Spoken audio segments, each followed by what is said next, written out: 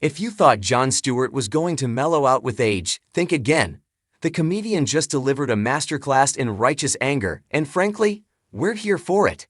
Let's be real for a second. In the chaotic landscape of American politics, it's hard to find voices that cut through the noise with genuine, raw honesty. We get a lot of talking points, we get a lot of spin, but every once in a while, someone picks up the microphone and says exactly what we're all thinking, but louder and with way more colorful vocabulary.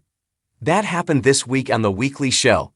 Jon Stewart, the 62-year-old icon who practically invented the modern political takedown, absolutely unleashed on Donald Trump and the right-wing media ecosystem. And the trigger? The staggering hypocrisy surrounding the recent White House visit of Saudi Crown Prince Mohammed bin Salman, MBS. If you missed the podcast episode that aired on November 20, buckle up. Stewart didn't just rip into the GOP, he effectively burned the ground they stood on. The audacity of questioning Jon Stewart on 9/11s. To understand why Stewart went so scorched earth, you have to understand the context. Recently, right-wing figures have been throwing Islamophobic attacks at New York City's incoming mayor, Zoran Mamdani. When Stewart spoke pleasantly with Mamdani, critics came for his throat. One internet troll had the absolute nerve to ask if Stewart had forgotten 9/11s. Now, for anyone who has paid attention for the last 2 decades, you know that Jon Stewart is practically the patron saint of 9/11's first responders. He has spent years walking the halls of Congress, shouting at empty chairs, and shaming politicians to ensure the Victim Compensation Fund was fully funded. He has cried with survivors. He has fought for them when everyone else moved on. So, when someone questioned his loyalty to the memory of 9/11s, Stewart didn't hold back. First of all, F.Q. Stewart raged on the podcast, and he didn't stop there. F.Q. to the highest order of King you that you can be kid. Can we just pause to appreciate the poetry of that anger? It's the kind of rage that comes from a place of deep, personal insult. It's relatable because we've all had that moment where someone questions our integrity on the one thing we care about most.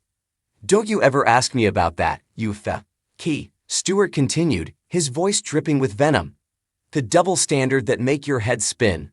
But Stewart wasn't just mad about the personal insult. He was highlighting a hypocrisy so glaring it practically blocks out the sun. While critics were busy clutching their pearls over Stewart talking to a Muslim mayor from Queens, their chosen leader, Donald Trump, was literally rolling out the red carpet for the Saudi crown prince. Let's look at the facts that Stewart laid out. 15 of the 19 hijackers on 9/11s were Saudi citizens. Osama bin Laden was Saudi. The connections are historical and painful. Yet, the same people asking if Stewart forgot 9/11s are cheering on a president who has turned the White House into a cozy hangout spot for the Saudi kingdom's leadership. Stewart pointed out the absurdity perfectly. Your guy hosted a LIV golf tournament in the shadow of the towers with the Saudis and palled around with them. So again, let me repeat myself. F.Q.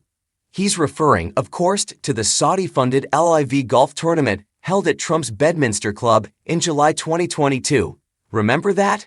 It was just miles from Ground Zero. At the time, 9/11's families pleaded with Trump not to do it. They wrote him letters expressing their deep pain and anger, calling it incomprehensible that he would trade their grief for what they called personal financial gain. Trump did it anyway, and now, the same political machine that defended that golf tournament is attacking Stewart for having a conversation with a local mayor. As Stewart eloquently put it to those critics, look in the mirror, face. The bromance, that is raising eyebrows. The hypocrisy goes deeper than just golf tournaments. Stewart turned his sights on the sheer physical awkwardness and intimacy of the recent meeting between Trump and MBS on November 18. If you saw the footage, you know it was weird. Stewart described Trump as getting incredibly handsy with the crown prince. He noted that the president grabbed him, held on to him, and gave him what Stewart hilariously and disturbingly described as a nookie. It paints a picture of a desperate need for approval, or perhaps a disregard for diplomatic boundaries. But beneath the physical comedy of two world leaders awkwardly holding hands lies a much darker reality. This isn't just palling around with a foreign dignitary, it's cozying up to a regime with a terrifying human rights record. Things happen. The dismissal of Jamal Khashoggi. This is where the story shifts from political drama to something truly chilling. During the press conference with NBS, the topic of Jamal Khashoggi inevitably came up. Khashoggi was the Washington Post journalist, a Virginia resident, who was brutally murdered and dismembered inside the Saudi consulate in Istanbul in 2018. A 2021 CIA report concluded that Crown Prince Mohammed bin Salman approved the operation. So, how did Trump handle this delicate, tragic subject while standing next to the man accused of authorizing it? He brushed it off. When pressed by ABC News' Mary Bruce, Trump lashed out. He claimed a lot of people didn't like Khashoggi. He labeled the murdered journalist as controversial. And then, in a phrase that will likely go down in history for its callousness, he said of the assassination, "Things happen. Things happen." Stewart, naturally, was appalled. He pointed out that Khashoggi wasn't a villain. He was just a journalist who asked questions that were uncomfortable. Stewart went a step further, suggesting that Trump's dismissal of Khashoggi's death reveals a frightening desire. He implied that Trump wishes that he lived in an environment where all the little piggies can be taken out to a farm upstate. It's a terrifying thought, a president who looks at the silencing of journalists not with horror, but with envy. The pattern of disrespect. Stewart connected this attitude to Trump's recent behavior toward the American press. Just days before the Saudi visit, Trump was on Air Force One when Bloomberg correspondent Catherine Lucy asked about the release of the Jeffrey Epstein files. Trump's response: he called her piggy and told her to be quiet. It's a pattern of dehumanization. Whether it's a reporter on a plane or a journalist in a consulate, the message from the top seems to be that asking questions is a punishable offense. Why Stewart's rage matters. It's easy to scroll past political headlines these days. We're all tired. We're all a little numb. But Jon Stewart's explosion on the weekly show is a necessary jolt to the system. It reminds us that we shouldn't accept hypocrisy as the status quo.